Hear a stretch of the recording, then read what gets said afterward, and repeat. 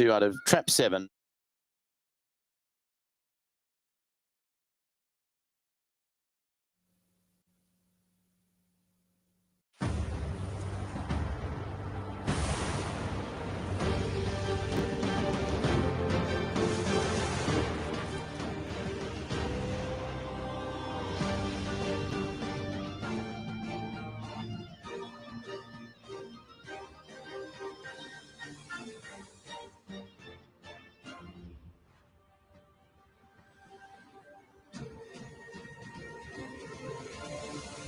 Broadcasting live from the Capital OTB studios, this is Racing Across America with Seth Merrow. We'd like to thank Woodbine for their sponsorship of this program and some of the other programming and events here at Capital OTB. Woodbine open now through December, featuring great racing, including the King's Plate coming up in August, Turf Champions Day with the Woodbine Mile in September, and much, much more. Woodbine Racing, great racing north of the border.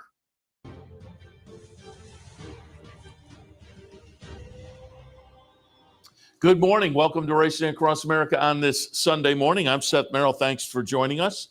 We'll do a little recap of some of the stakes action from yesterday. Nice stakes day yesterday, particularly in New York. Give you a little news and notes, maybe a little handicapping as well. We'll definitely give you the dark horse play of the day coming up a little bit later on. But I'll start out just hitting some of the promos and events that will come up over the next week, because I want to start out and remind people today, up at the Saratoga Harness Raceway, we will be live with OTB TV. I'm going to head out as soon as the show ends today, so hopefully I'll be there about noon. We'll probably kick off sometime between noon and 12:30 or so, and then we'll have live cut-ins throughout the afternoon. So if you're in the area, stop by the harness track and say hello. If you can't make it, you can stay tuned here to the network all afternoon, and we will be live on what promises to be a gorgeous afternoon, because it's certainly a good-looking morning out there, finally getting a little sunshine. So again, OTB Live on the road, Saratoga Harness this afternoon. And just looking to the week ahead, because the Preakness is coming up, don't forget you can sign up for the Preakness Syndicate, or your chance to be on the Preakness Syndicate, capitalotb.com. Click on the promotions link, look for that graphic right there, click on that, fill out the entry form, and we will alert the team in the next few days. So again, you still have time to get your name on the list to potentially be on the team, and you get into a kind of a whale-sized series of bets for a modest amount of money. So it's always a lot of fun. Preakness Day Syndicate. Sign up at capitalotb.com. Coming up on this Preakness week, Friday, Black Eyed Susan Day down in Pimlico. We will have a bounty bet, and it will be the late pick 5 at Pimlico. Bounty bet's always the late pick 5. It's always the final pick 5 wherever, but this coming Friday, it'll be the late pick 5 at Pimlico. So that's Friday. Saturday, there's going to be there is the Preakness Syndicate we mentioned before, but Saturday also there will be a Preakness Day bankroll.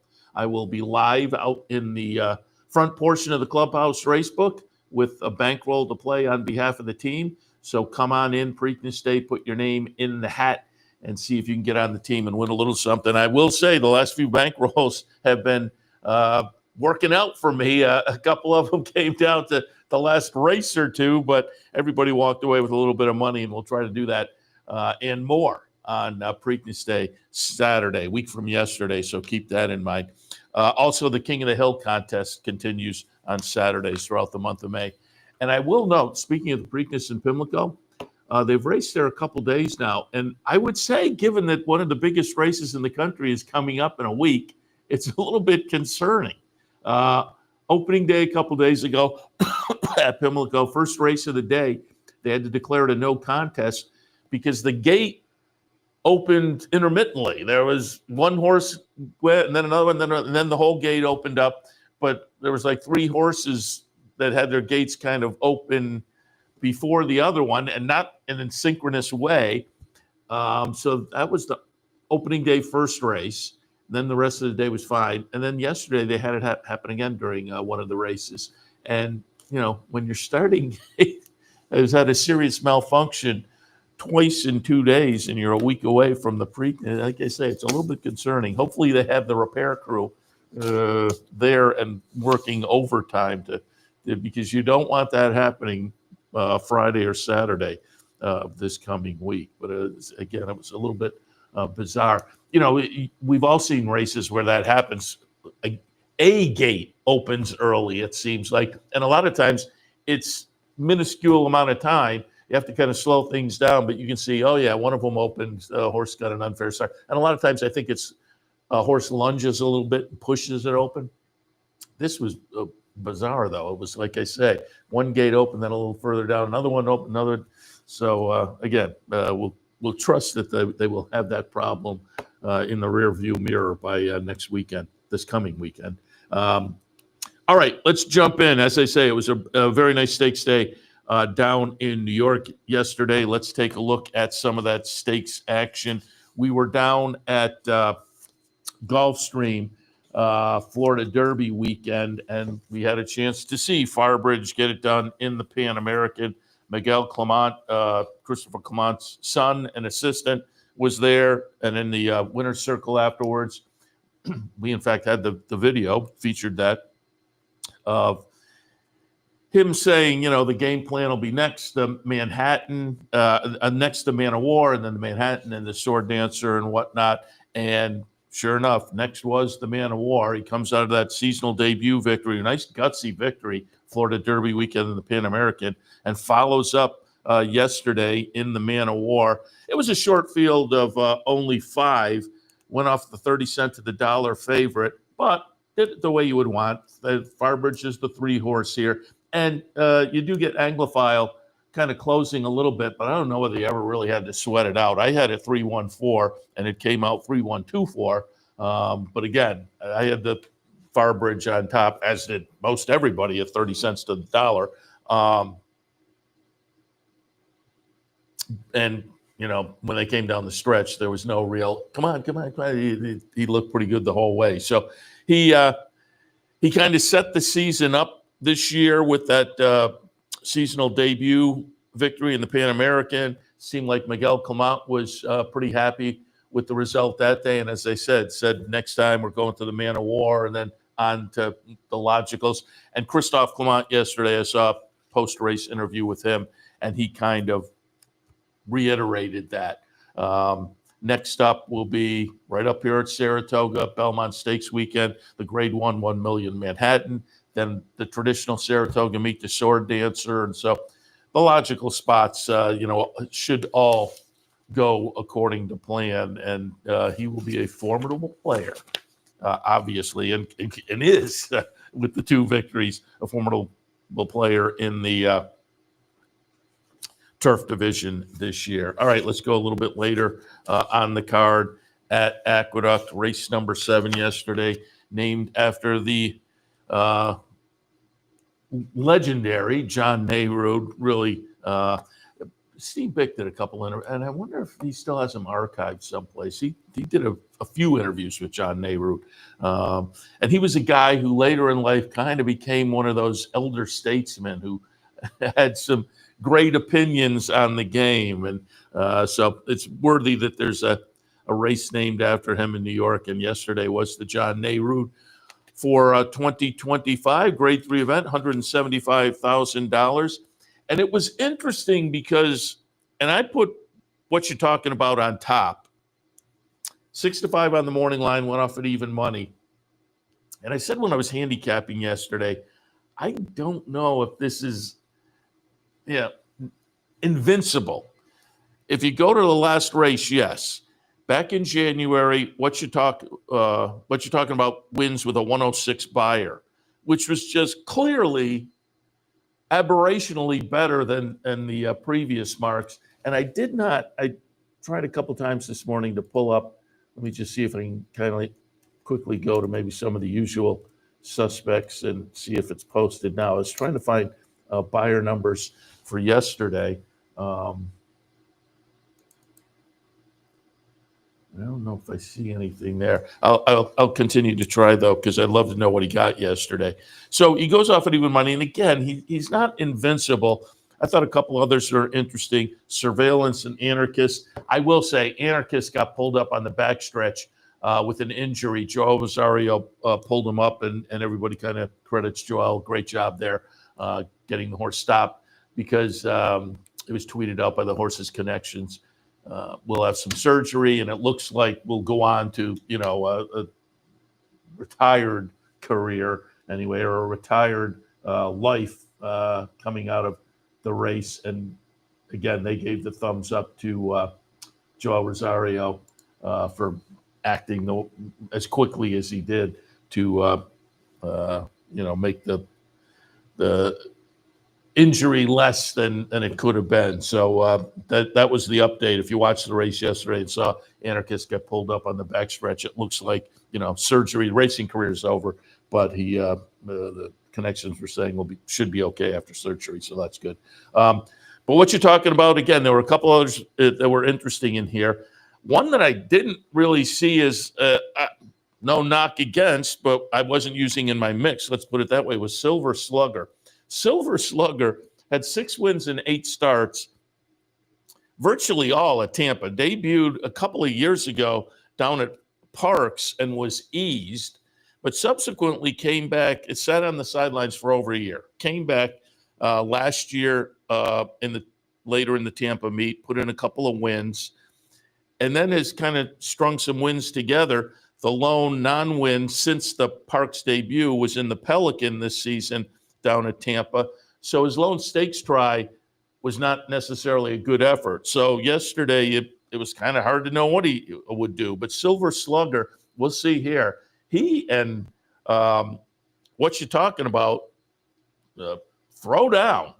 It's going to be number 3, what you're talking about, and number 2, Silver Slugger. And again, it's not a done deal until really they come under the wire. And also right there in the mix is Surveillance, the number 4. But it does turn out to be a really gutsy performance from what you're talking about, who just manages to get the I'm just looking at the chart, a head down. It's a head, a neck between first and second and third. So he does manage to get it done in the Nehru. And reading and whatnot, he had been entered, I believe, at Keeneland at some point, what you're talking about, but then had a little issue at the gate and so got scratched. So again, this was the first start since January, and gutsy performance. And I'm just looking to see if, again, kind of hitting on some of the logicals here that typically will pop up.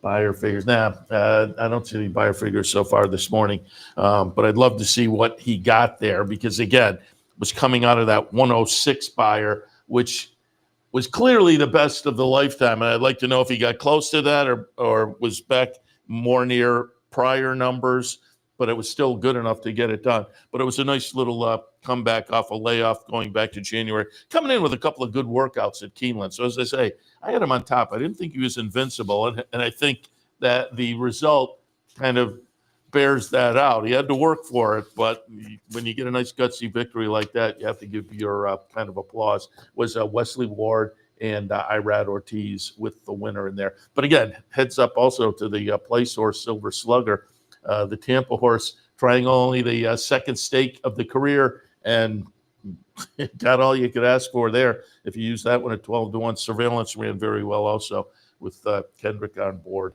for Linda Rice. In the 9th race yesterday, Belmont at the Big A, it was the Take the A train, 6 furlongs on the grass. I did not see this one at all. Lady Servier, or Love Servier, excuse me. But it was a Christophe Clement runner. On further review, and it's going to be the number 4 horse here, making clearly a nice late run. Gets up by a neck. Hey Birdie runs second. Disco Star, who I liked, runs third and is kind of right in the mix. Disco Star, the number 3 horse, just comes up a little short late, being third. But Love Servier, Joel Rosario, Christophe Clement, and $12 for the victory there. It was a relatively lightly raced bunch of 3-year-old fillies sprinting on the grass. And certainly, again, it was another close-up kind of blanket finish, neck, half, nose. So really, there's a bunch in there. Sometimes they wind up the blanket finish, and it exposes that, are they really that good? I think this group has the potential to be okay. Again, this is a kind of a funny little subdivision. 3-year-old filly sprinting on the grass. We'll see. I could see horses kind of bouncing back and forth. Like Disco Star was coming off a good try in the dirt last time. That one could bounce back and forth. Surfaces, some of these others, I could see maybe trying to stretch out because, as they say, most of the group is fairly lately raced. And the winner, in fact, 2 starts back at Gulfstream, went a mile last time at Gulfstream, 7.5 on the turf. So those are 2 turns. So we'll see where these horses wind up going forward. But again, sometimes a blanket finish doesn't bode well. I think that was an okay bunch yesterday, though, in the Take the A train with the Clement runner getting it done. In the Ruffian, race number 10 on the card yesterday. Again, another one where I did not use the winner, Jody's Pride, a horse that had some back races that were probably good enough, but was going to have to get back to one of those better efforts, certainly. Was coming off a 5th place finish in the Azeri behind Torpedo Anna down at Oaklawn, and a well-beaten 5th place finish. So, again, I did not have that one in my mix. I used My Main Squeeze, who I thought ran very well. My Main Squeeze, really nice New York bred, coming out of a 3rd in the Madison at Keeneland in the latest effort. And I always say, you have a nice New York bred, your options are just kind of limitless. You can face Open Company or pick some of those nice New York bred stakes days. Most of the career for My Main Squeeze, or at least the recent career certainly, has been against Open Company, and she's done very well, won over $1 million. And My Main Squeeze was right in the thick of things late. The number 10 horse, you can see, but late it will be a number 8, Jody's Pride, getting it done over number 4, Sterling Silver, another one that I had in my mix. Sterling Silver's making a nice late run here. It's just maybe a little too late. But also, I think Jody's Pride just kind of got going herself, a little momentum when she gets clear there. So, again, it is number 8, Jody's Pride, Jorge Abreu, and Joel Rosario. First graded stakes win for Jody's Pride. As I say, there were some back class underneath. She was a stakes winner, just not graded stakes. Ran 2nd, however, and a close-up 2nd a couple years back in the Breeders' Cup Juvenile Filly. Behind Just FYI. So, again, there was some back class there. The most recent race was the Azari, was maybe a little bit disappointing. So I didn't pull the trigger on that one myself.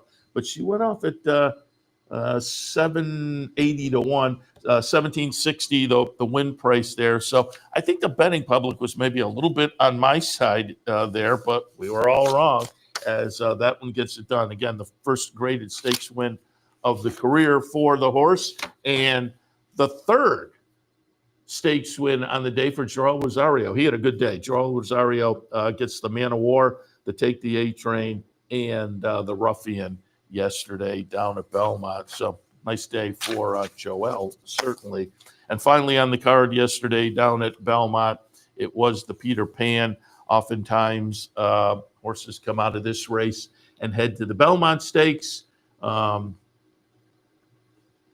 So I wouldn't be surprised. And in fact, coming out of this, Chad Brown with the winner said likely going. So I had Hill Road in my mix. I used Uncaged, though, the lightly raced Pletcher Winstar Rapoli runner. Uncaged winds up 6th at 8 to 1. A little bit disappointing there. Didn't really get any run from that one. Hill Road, however, as the second choice at 2 to 1, gets it done under Flavian Prat with a nice late run. It looks like late here, it's McAfee and Captain Cook kind of knocking heads. McAfee, the number 5, Captain Cook, the number 8. Captain Cook was the 7-5 favorite, having won the Withers in fine fashion earlier this year. But you can see there on the outside with a lot of momentum, Hill Road, Flavian Prat on board for Chad Brown is going to get by both of them under the wire, 3/4 of a length. McAfee, nice effort at 7-1 to run second. McAfee a half to torpedo Anna, and lightly raced in his own right, Rick Dutrow trainee. Nice start to the career. Last season, broke the maiden in the debut at Churchill in November, followed it up just missing in an allowance event, and then came back this year in the Gotham and the Wood and was fifth in both of those. A little bit disappointing, but seemed to get maybe back on track yesterday. Captain Cook runs third, as they say. He'd shown some promise earlier this year for Rick Dutrow with the win in the Withers, and then running fourth is the favorite in the Wood Memorial. But I thought all three of those ran very well, certainly. And as I say, Chad seemed to indicate that Hill Road would go to the Belmont off of this. McAfee with a good second, but according to the follow-up article I read, not nominated to the Triple Crown races, so the connections would need to supplement for $50,000. So we'll see. That's a stiff ask to get into the Belmont Stakes. We'll see if they jump in and take that, but I don't know. The article I was reading made it seem a little bit unlikely, but who knows? Maybe they chunk up the change and take the shot. Belmont, I think has the potential to be a fun race. We'll see how the Preakness plays out. Certainly, if journalism goes and wins, then you get the rematch in the Belmont Stakes. But well, let me say this: it's going to be fun no matter what, because it's going to be right up the road this year again. So that's always fun. All right, we'll take a break. When we come back, some stakes from out of town as well, or Churchill, Gulfstream, and Monmouth. Let me put it that way. And then, as I say, we'll have some news and notes, maybe a little handicapping, all of it when Racing Across America continues. Stay tuned.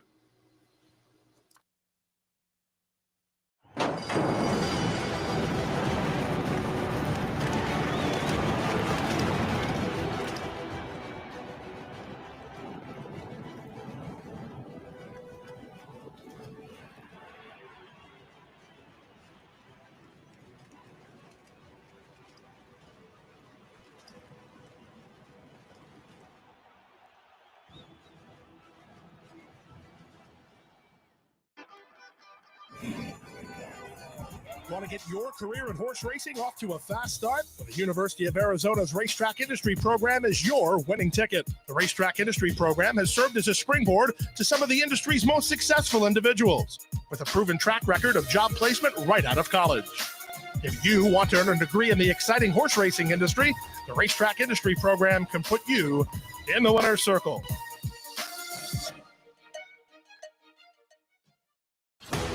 Sometimes it pays to go with the flow, to check your worries at the door, to reconnect with your crew, to follow the thrills and the flavor, to roll with it and see where it takes you, to enjoy every minute to its fullest, and to dance like there's no tomorrow. You can do that here at Rivers Casino and Resort Schenectady, where the good times flow. Welcome back. And I did a little more searching and did find some numbers from yesterday at Belmont. Farbridge winds up with a 99, nice number there. What you're talking about, interesting, a 94. So kind of went back to what is more in his wheelhouse as compared to the triple digit before. But again, it was off a little bit of a layoff. He'll be interesting to watch. Jody's Pride winds up with a 96, and Hill Road in the Peter Pan, Hill Road winds up with a 94. So there's some numbers from yesterday. All right, Churchill Downs, their feature race on Saturday was the Mamzelle. These are 3-year-old fillies sprinting on the grass. I went with She's So Spicy. The betting public went with She's So Spicy. This is a nice runner for Jose D'Angelo. Jose Ortiz was on board. He's been on board the past couple of starts, a win at Gulfstream in February, and then a stakes race in the most recent start. A win at Keeneland, 3 wins in 5 starts, a second and a third for She's So Spicy. Be the number 9 horse here. And again, went off at 7-5. Kilwin runs second. And just I had Kilwin down in the 3rd spot in my mix. And Machea runs 3rd in here.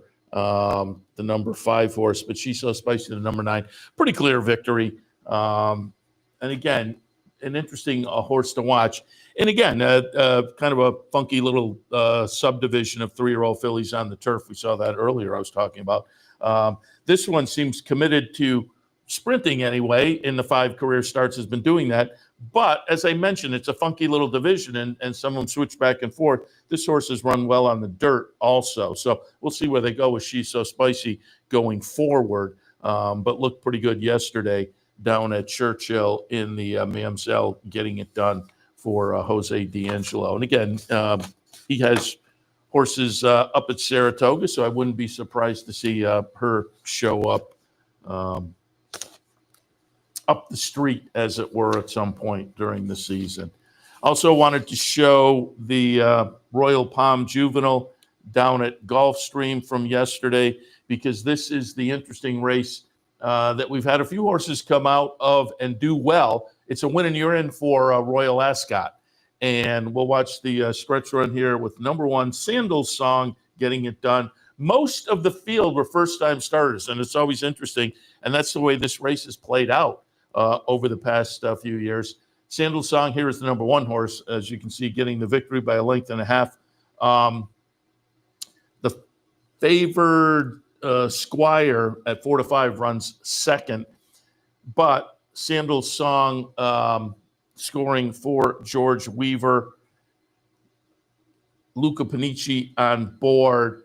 And again, this is a win and you're in for Royal Ascot. And as I say, it's not unusual for the race to be kind of full of first-time starters making their first start in a stakes race, because people, I think, like that allure of, hey, let's go over to Royal Ascot. And it worked out, as I say, for George Weaver, who is the trainer of the winner there, Sandals Song. Worked out for him a couple of years ago. He had a winner at Royal Ascot. So I would expect, I didn't hear a confirmation, but I think that's the game plan when you enter this race. I think everybody thinks, oh, we get a paid trip over to take our shot over at Royal Ascot. Let's go. And so we shall see what's ahead for Sandals Song, but I would not be shocked to see that one. And it's fun when they go over there and get their shot. It gives us over here some rooting interest during Royal Ascot. So maybe this year, George Weaver, Sandals Song, we'll keep our eyes on that one to maybe show up at Royal Ascot in a few weeks. And finally, on the stakes side of things, we talked about this race yesterday with Matt Dinnerman.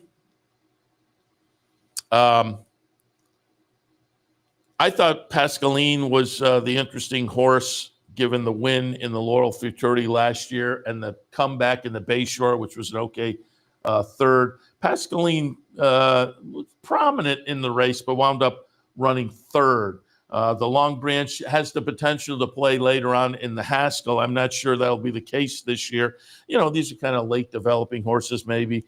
Pascaline, only 3 starts, and the eventual winner came in with only 3 starts. Kentucky Outlaw, who started the career going 2 for 2 at Parks, then went over to Laurel and tried Federico Tessio and ran 5th, but gets back to his winning ways under Paco Lopez in the Long Branch yesterday, and does it by a length and a half. The other 2 kind of close here a little bit late, but not enough to be any kind of a threat. Cold Intention second, and Pascaline ran 3rd. As I say, Pascaline was interesting in there, but no threat to the winner. Lordship was in for Chad Brown. That one wound up 4th in only the 2nd career start. Again, being lightly raced.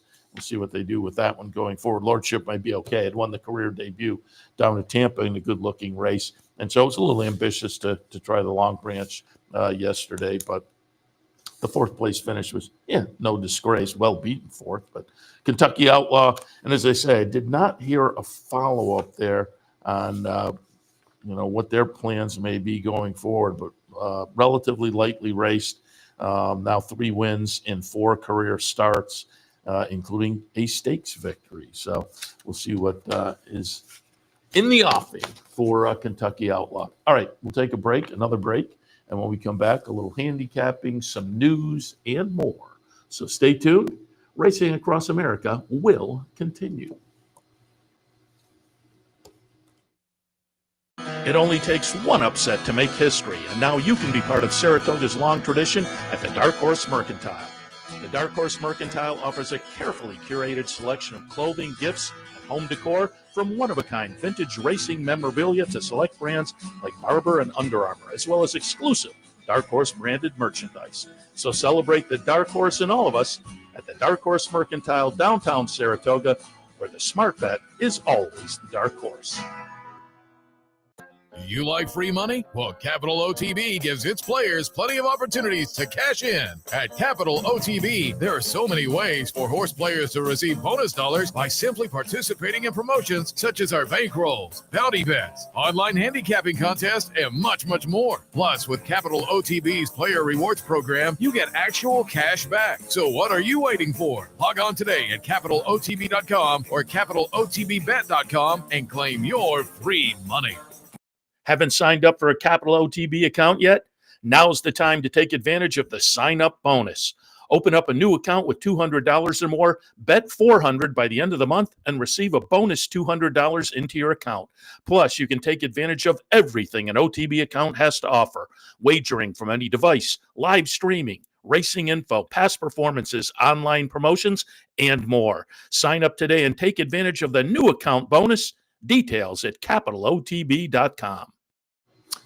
Welcome back. Do some news and notes here. One of the news and notes is was related yesterday. Sandman headed to the Preakness.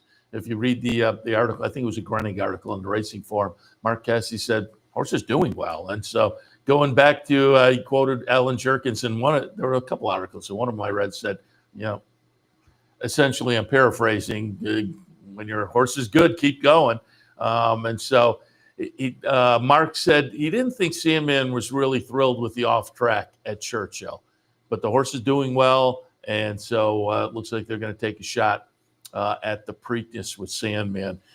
Adds an interesting face to the group, and that the article I was reading said that makes 2, because I think the Lucas horse is going as well, 2 confirmed Derby runners. Journalism is still kind of up in the air. I hadn't seen anything this morning, but we'll see how many. And if you, I'm not sure we posted it, but it'll come up this week if we didn't on social media. I had done a look at the previous start going back to the year 2000, kind of skipping, 2020 with the pandemic, but the previous start for Preakness winners. And overwhelmingly, it's Churchill Downs.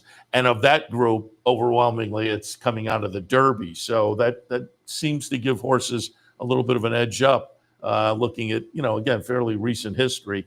As I say, it was kind of overwhelming, the horses that had made their last start at Churchill and then won the Preakness. All right, a little bit more news, Kentucky Derby related. Junior Alvarado, $62,000 fine and gets suspended for a couple of racing days for using the crop 1 strike over the limit. Actually 2.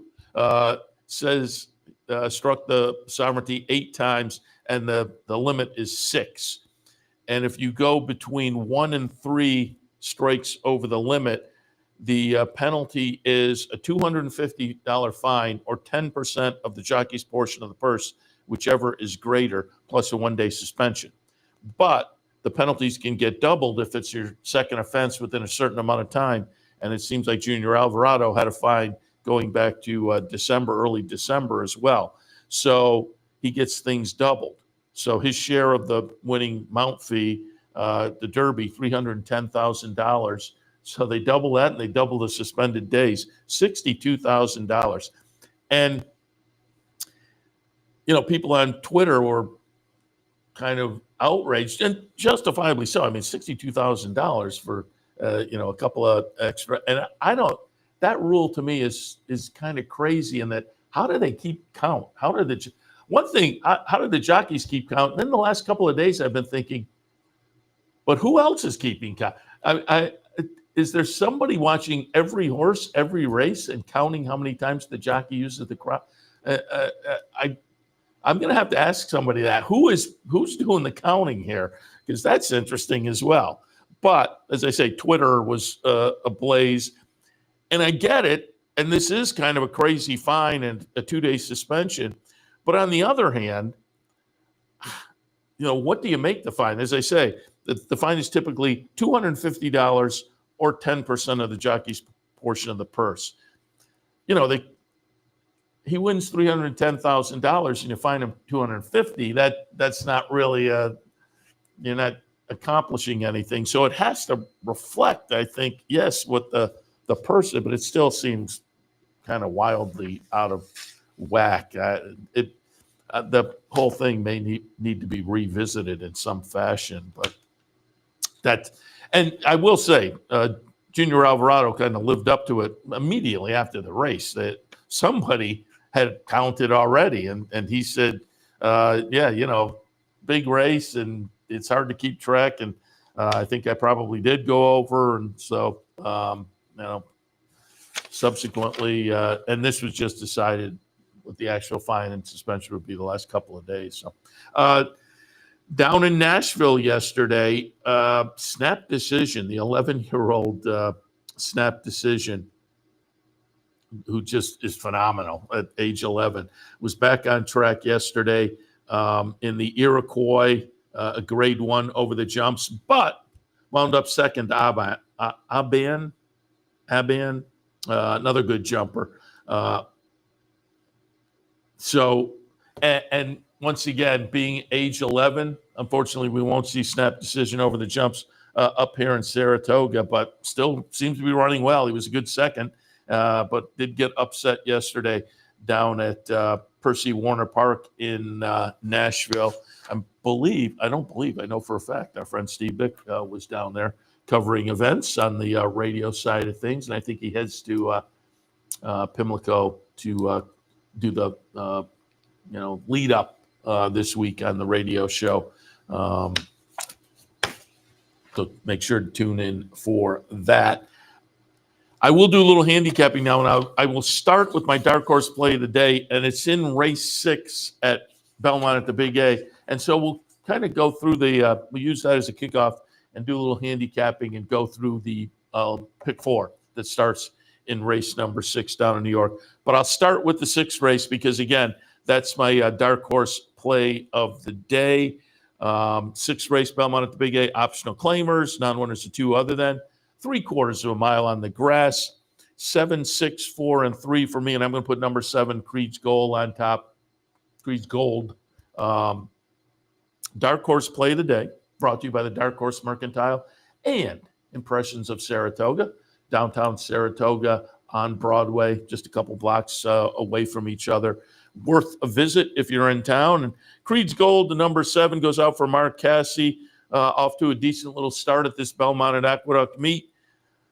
Irod Ortiz on board. This one had Jose Ortiz on board last time at Keeneland in an allowance event and just missed there. Close up, just missed third. 2 starts back and a win. 3 starts back on the synthetic at Gulfstream.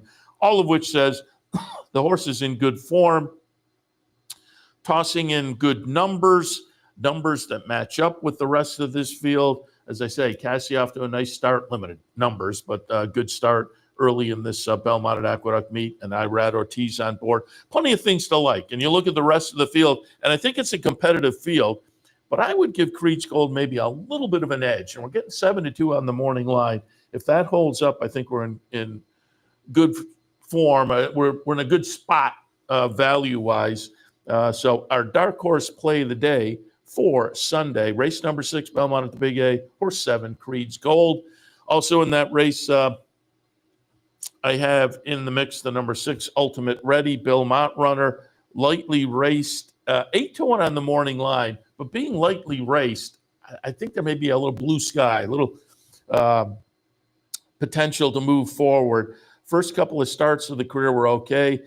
A year ago, February 2024, at Turfway, was in another barn that day, but won the career debut. You always like to see that. Then moves into the Mott barn, comes back a year later, just this past February, down at Gulfstream, and wins the first level allowance, goes into the second level allowance last time at Keeneland, and winds up running sixth. But I think given the first two starts, I think this horse is better than we saw down there. And there was some traffic at Keeneland, so I would expect a rebound today. And this one's 8-1 on the morning line. So maybe you play around a little exacta box even in this race if the morning line odds hold up. Golden Canary in the third spot for me. It's the other Mark Cassie. Comes in off a try at Gulfstream at 7.5 furlongs. I kind of like the cutback today. They've been kind of ambitious with this horse going out to Santa Anita last September to try a stakes race. Didn't fare well there, but most of the races are very good. Half of the 10 starts have been exacta finishes. So Golden Canary's interesting.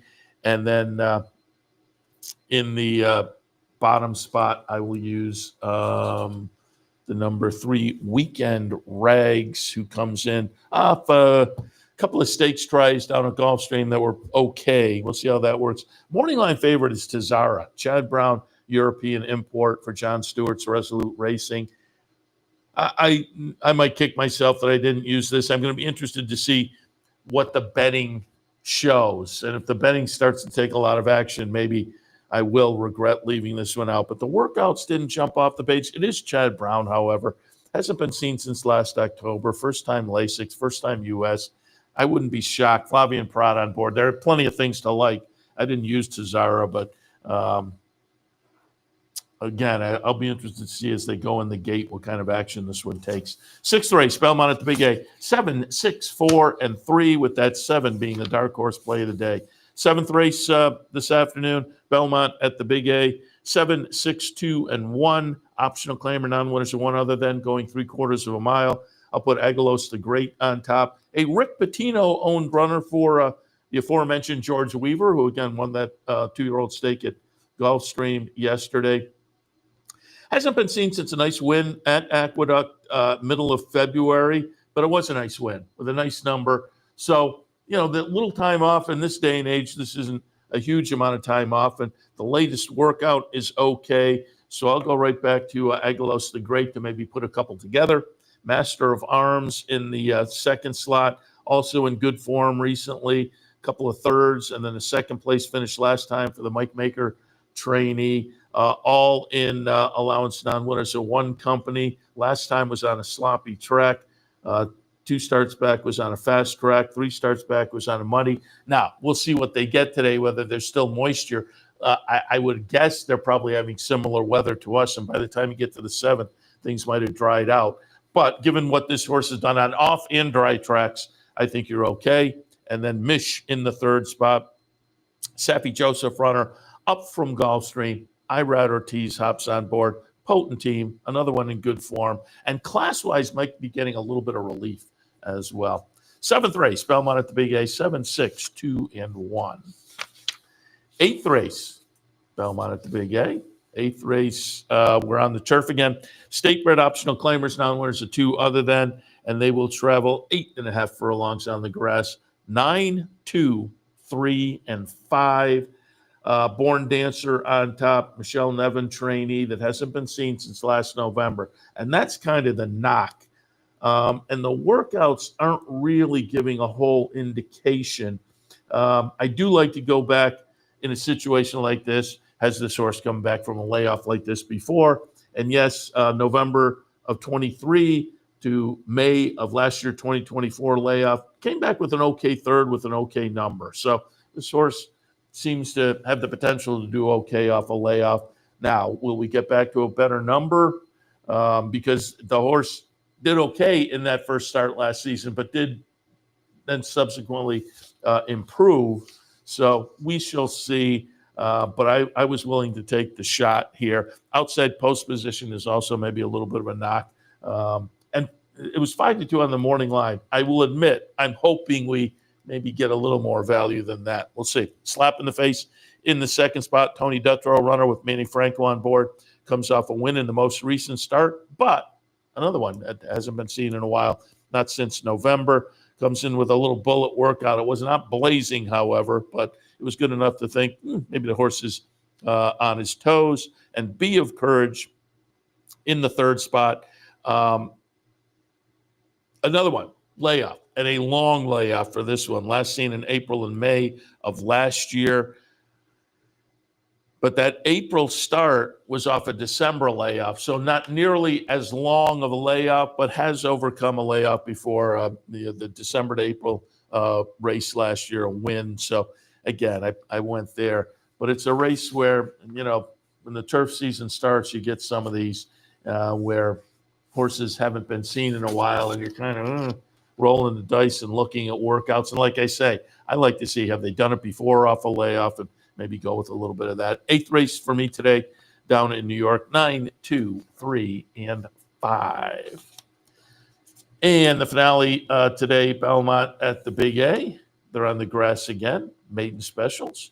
4, 9, 7, and 2, mutually exclusive.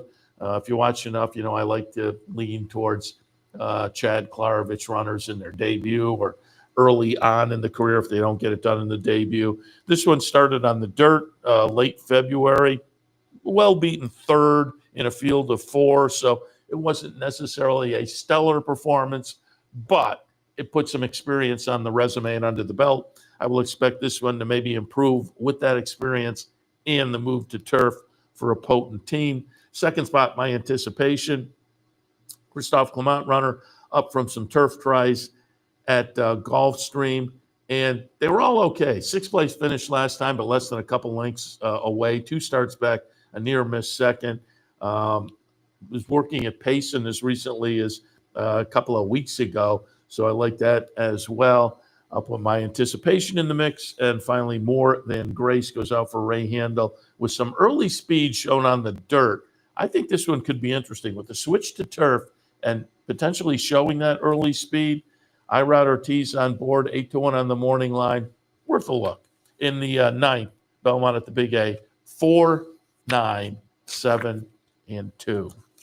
All right, I'm going to wrap it up a little early here so I can hop in the car and get on up to the harness track. And I'm just looking here to see if, there's a noon post time. So I'm not sure, even if I leave now, I'll get there. But 12:22 race, as I say, we'll definitely kick things off sometime between noon and 12:30. But it is a 12 noon kickoff today up at Saratoga Harness for a lucky 13 race card on Mother's Day. Speaking of which, happy Mother's Day to all the mothers out there. Hope you have a great day. And I hope you have part of the great day watching OTB TV, maybe making a little money, or stop over and say hello to us at the harness track. Because, again, we will be live all afternoon, Saratoga Harness, OTB Live on the road. Again, the Preakness Syndicate is open. Go to capitalotb.com, click on the promotions link, look for that graphic, click on that, and then fill out the entry form. You get your chance to participate in next Saturday's Preakness Syndicate. Always a lot of fun. And coming up a little bit later this week, Black Eyed Susan Day on Friday. There'll be a bounty bet. It will be the late pick 5 at Pimlico. Keep that in mind for next Friday. And next Saturday here at the Clubhouse Racebook, I'll have a Preakness Day bankroll. We'll be playing on behalf of the team, and that will get selected that afternoon. So swing by on Preakness Day, put your name in the hat, see if you can get on the team, and maybe get a little free money, courtesy of Capital OTB. All right, as I say, I'm going to wrap it up a few minutes early here so I can make my way up to the harness track. And again, if you can stop by, say hello. We'd love to see you. If you can't, stay tuned to the network. We'll have live cut-ins all afternoon from Saratoga Harness. Should be a lot of fun. Otherwise, I will be back here in the studio midweek. Looking forward to that as we march towards the second jewel in the Triple Crown, the Preakness. We'll have plenty of conversation on the Preakness and more over the next 6-7 days. And hopefully we give out some good info. Things worked out okay. Derby Day with Sovereignty. At this point, I'm kind of looking at River Thames, but I'm not totally committed. Sovereignty, I was on board for a couple of weeks going into the Derby, but this I just kind of want to sit back, I think, and kind of take in a little more info before I really decide. But as they say, River Thames to me is potentially a little bit. I will say, if journalism goes, he'll be clearly the one to beat. But we'll see how that all works out. And again, we'll keep you up to date as the week progresses. As we'll wrap it up for this Sunday edition of Racing Across America. Join us a little bit later on here on the network or up at Saratoga Harness, OTB Live on the road. As far as, again, back here in the studio, be back in on midweek Wednesday. So we'll see you then.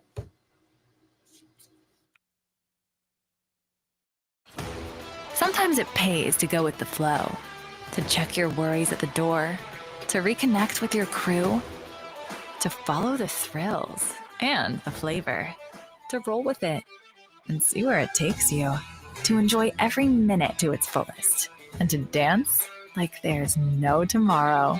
You can do that here at Rivers Casino and Resort Schenectady, where the good times flow.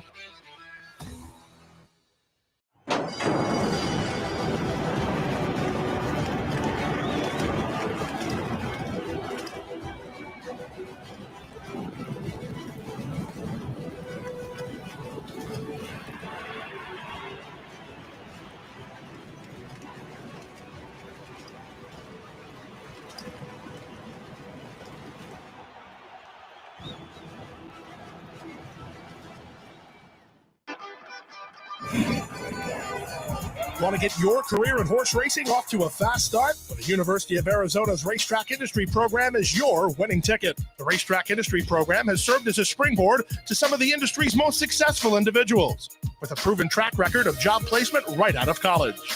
If you want to earn a degree in the exciting horse racing industry, the Racetrack Industry Program can put you in the winner's circle.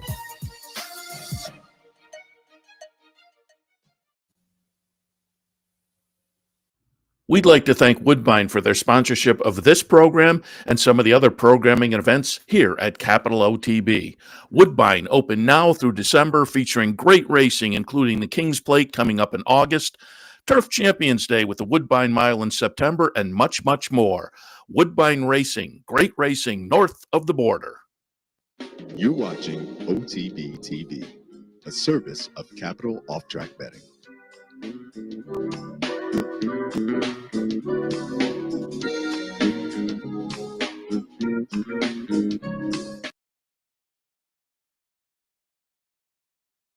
Left Star of Guiting is coming there strongly too, and was that okay? Also has a chance. 5